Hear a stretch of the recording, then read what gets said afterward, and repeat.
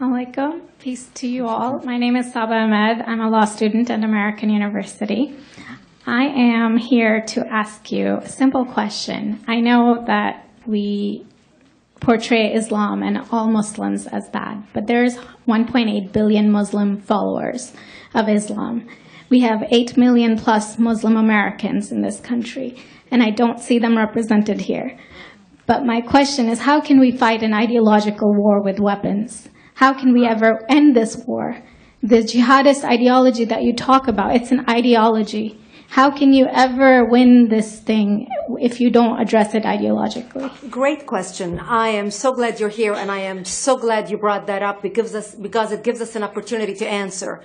What I find so amazing is since the beginning of this panel, which we are here about Benghazi attack against our people, not one person mentioned Muslims. We are here against Islam, or we're launching war against Muslims. We are here to discuss how 4 Americans died and what our government is doing.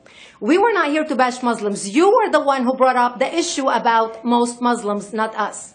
And since you brought it up, allow me to elaborate with my answer. There are 1.2 billion Muslims in the world today. Of course, not all of them are radicals. The majority of them are peaceful people. The radicals are estimated to be between 15 to 25%, according to all intelligence services around the world. That leaves 75% of them peaceful people.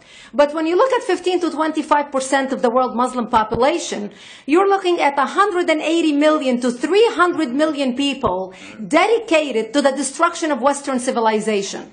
That is as big of the United States. So why should we worry about the radicals, 15 to 25%? Because it is the radicals that kill. Because it is the radicals that behead and massacre. When you look throughout history, when you look at all the lessons of history, most Germans were peaceful. Yet the Nazis drove the agenda. And as a result, 60 million people died. Almost 14 million in concentration camps. 6 million were Jews. The peaceful majority were irrelevant. When you look at Russia, most Russians were peaceful as well. Yet the Russians were able to kill 20 million people. The peaceful majority were irrelevant. When you look at China, for example, most Chinese were peaceful as well. Yet the Chinese were able to kill 70 million people. The peaceful majority were irrelevant. When you look at Japan prior to World War II, most Japanese were peaceful as well. Yet Japan was able to butcher its way across Southeast Asia, killing 12 million people, mostly killed with bayonets and shovels.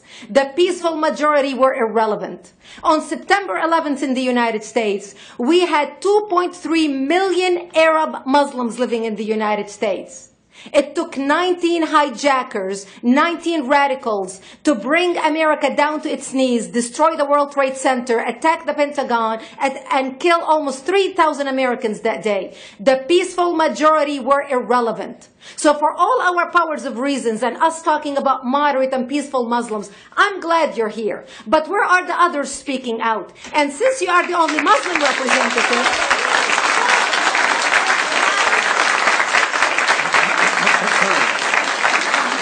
save the applause till the end.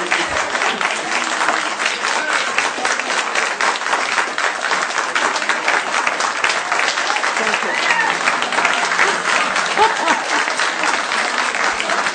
Thank you.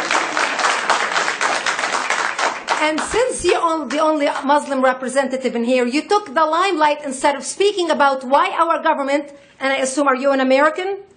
You're an American citizen. So as an American citizen, you sat in this room and instead of standing up and saying a question or asking something about our 4 Americans that died and what our government is doing to correct the problem, you stood there to make a point about peaceful, moderate Muslims. I wish you brought 10 with you to question about how we can hold our government responsible. It is time we take political correctness and throw it in the garbage where it belongs and stop calling it fair.